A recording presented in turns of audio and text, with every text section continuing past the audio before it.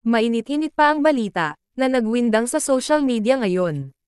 Ang ex-girlfriend ni Anthony Jennings, for 7 years, na si Jam Villanueva, ay sa wakas naglantad na ng kanyang mga resibo. Ebidensya sa pangagaliwan ni Anthony Jennings at Maris Racal sa kani-kanilang partners. Hindi matahimik si Jam na habang wasak na wasak ang kanyang pakiramdam, ay mas lalong nagkakaigihan, at gumaganda pa ang career ng dalawa. Ayon sa mga screen captures na ibinahagi ni Jam, ang convo exchanges ni Maris at Anthony ay parte lang umano sa ginagawa nilang method acting. Na ang ibig sabihin ay ilagay ang sarili sa role para mas maging epektibo ang kanilang acting, kumbaga mas maging realistic. Kaya lang ay tila naging rason lang ito, ang kanilang method acting ay ginawa na nilang real thing.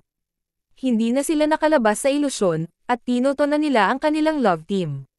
Ang masaklap pa ay, habang nasa relasyon pa si Jam at Anthony, ay may nangyari na kina Anthony at Maris. Ngayon taon lang, ay nagpaunlak pa ng interview si Maris, na hiwalay na sila ni Rico Blanco. At sa hiwalayan nila, ay siya umano ang may problema. Ngayon, ay napagtanto na, ng mga netizens, ang tunay na kadahilanan. Kung babasahin mo ang bawat conversation ni na Maris at Anthony, ay si Maris ang gumagawa ng first move. Iniwan pa niya ang kanyang jacket para may babalikan pa ito. At may maselan at sensitibo pang mga sinabi si Maris, na ikinagulat ng mga netizens.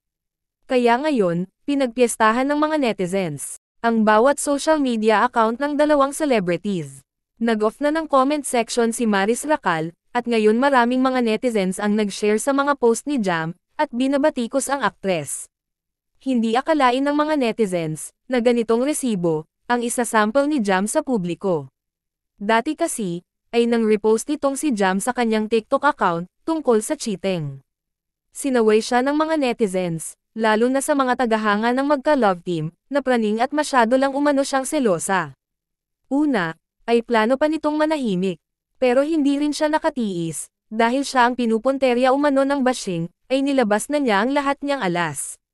Sa birthday post ni Maris, kung saan nabatikos ang ex-girlfriend na si Jam, ay may behind the scenes pala itong real kissing scene sa magka-love team na hindi in-upload.